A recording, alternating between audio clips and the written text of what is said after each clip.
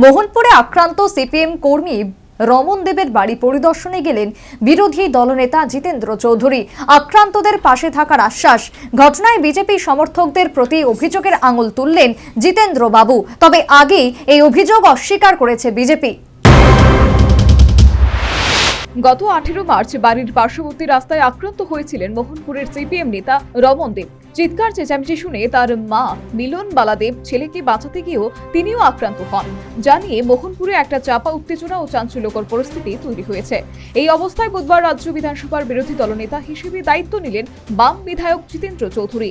দায়িত্ব নেওয়ার পরই তিনি মোহনপুরে আক্রান্ত দলীয় নেতা রমন দেবের বাড়িতে যান। আক্রান্ত রমন দেব এবং তার মায়ের সঙ্গে কথা বলেন। সঙ্গে ছিলেন অপর সিপিএম নেতা পবিত্র কর সহ অন্যান্য বিশিষ্টরা। এক্ষেত্রে আক্রান্তদের পাশে থাকার বার্তা দিলেন বিরোধী দলনেতা জিতেন্দ্র চৌধুরী এবং এই ঘটনায় জিতেন্দ্র বাবু বিজেপির দিকে অভিযোগের আঙুল তুললেন। গত পরশুদিন সন্ধ্যাবেলা আমাদের এই মোহনপুর বিধানসভা কেন্দ্রের যিনি অন্যতম সংগঠক রমনচন্দ্র দেব, তাকে বিনা প্ররোচনায় এখানে একটা দোকানের সামনে সন্ধ্যাবেলা তার উপর দৈহিক আক্রমণ হয়েছে। রমনের মা যখন তাকে বাঁচাতে গেল, ওনাকেও